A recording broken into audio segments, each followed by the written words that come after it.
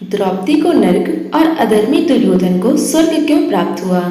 महाभारत के युद्ध गाथा तो आप सभी जानते हैं, लेकिन क्या आप जानते हैं कि आखिर क्यों अधर्म का रास्ता अपनाने के बावजूद दुर्योधन को प्राप्त हुआ स्वर्ग, तो वहीं दूसरी तरफ पांडवों को जाना पड़ा था नर्क।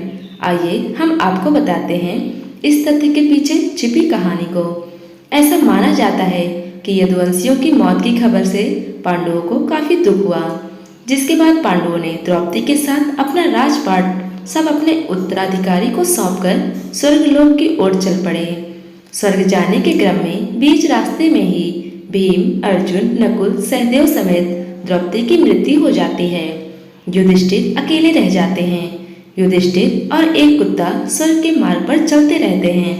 कहा जाता है कि वह कुत्ता और कोई नहीं बल्कि स्वयं यमराज थे। जब युधिष्ठिर स्वर्ग पहुंच जाते हैं तो उन्होंने देखा उनका भाई दुर्योधन एक बड़े से सिंहासन पर बैठा है और वहां आसपास और कोई नहीं था। यह देखकर युधिष्ठिर ने देवताओं से कहा, मुझे भी वहीं भेज दीजिए जहां मेरे भाई और द्रौपदी मौजूद हैं। देवताओं ने युधिष्ठिर की बात मानते हुए उन्हें देवदूत के साथ नर्क के मार्ग पर भेज दिया। रास्ते में बहुत अंधेरा था। वो रास्ता बहुत ही ज्यादा बदसूरत था और आसपास बहुत से शव पड़े हुए थे। वहां लोहे की चोंच वाले कौवे और गिद्ध भी मौजूद थे। यह सब देखकर युधिष्ठिर बोले, मुझे वापस ले चलो। और जैसे युधिष्ठिर वापस स्वर्ग जाने लगे तो उन्हें बहुत दुखी स्वर में लोगों की आवाज सुनाई देने लगी। उन लोगों की पहचान पूछने पर उन्होंने बताया कि वो उनके भाई भीम, अर्जुन, नकुल, सहदेव और पत्नी द्रौपदी हैं। उनकी बातें सुनकर युधिष्ठिर ने वहीं ठहरने का फैसला किया। देवदूतों ने युधिष्ठिर के नर्क में रहने की बात इंद्रदेव को जाकर बताई। कुछ ही देर बाद इंद्रदेव और अन्य देवगण नरलोक में पहुंच गए। देवताओं के वहां पहुंचते ही चारों ओर उजाला हो गया और वहां मौजूद बदबू खुशबू में बदल गई।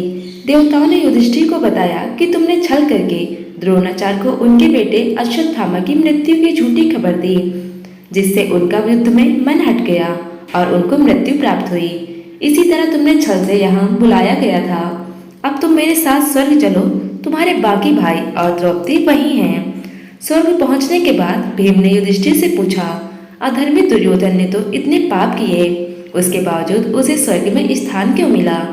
युधिष्ठिर ने उत्तर में कहा, अधर्म का रास्ता अपनाने के बावजूद भी दुर्योधन में एक सद्गुण था, इसीलिए उसे स्वर्ग में स्थान मिला।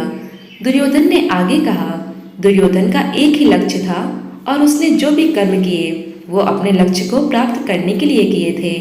उसने अपने लक्ष्य के साथ किसी तरह का कोई समझौता नहीं किया।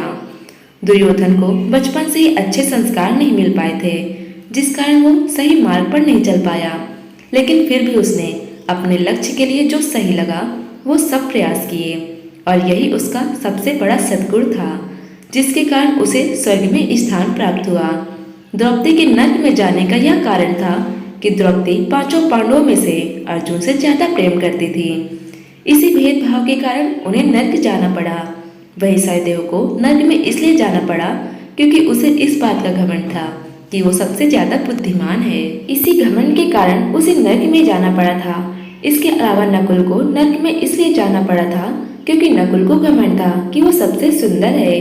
अर्जुन को भी घमंड था कि वो महाभारत युद्ध में एक ही दिन सभी दुश्मनों को खत्म कर देगा, पर ऐसा कुछ नहीं हुआ। इसी घमंड के कारण अर्जुन को नर्क में जाना पड़ा था। वही गदाधारी भीम को अपने बल का घमंड था, इसी कारण उसे नर्क में जाना पड़ा था।